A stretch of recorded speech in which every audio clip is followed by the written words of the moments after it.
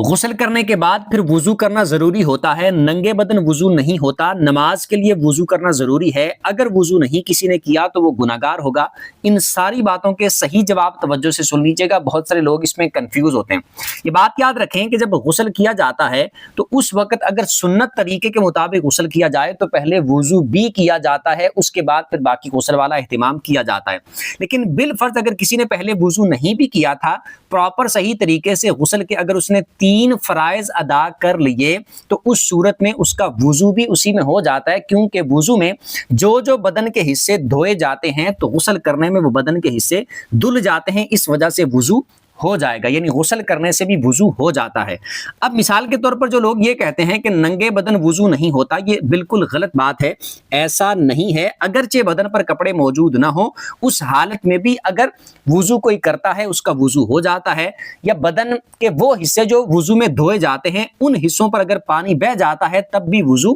ہو جاتا ہے۔ تیسری بات کہ نماز کے لیے وضو کرنا ضروری ہے، یہ بالکل ضروری بات ہے کہ نماز کے لیے وضو کرنا ضروری ہے، قرآن پاک کو ٹچ کرنے کے لیے وضو کرنا ضروری ہے، لیکن جب غسل والا اہتمام آپ نے کیا اس صورت میں آپ کا وضو بھی ہو گیا تو اب آپ نماز ادا کر سکتے ہیں۔ اگر کسی بندے نے وضو نہیں کیا تو کیا اسے گناہ ہوگا؟ اگر کسی نے وضو نہیں کیا تو وہ گناہگار نہیں ہوگا، لیکن اگر مثال کے طور پر غسل آپ نے کر لیا تو وضو بھی آپ کا ساتھ ہی ہو گیا، اب غسل کرنے کے دوران یا پھر غسل کے بعد جب آپ کے بدن کے حصوں پر وہ پانی نہیں بہا، اس کے بعد یا بہ چکا تھا پہلے لیکن اس کے بعد اگر مثال کے طور پر وضو کو توڑنے والی کوئی چیز پائی گئی، جیسے کسی کی ہوا خارج ہو گئی یا وضو توڑنے والی کوئی چیز اس طرح کی پائی گئی، تو اس صورت میں لازمی بات ہے آپ کو وضو دوبارہ سے کرنا پڑے گا۔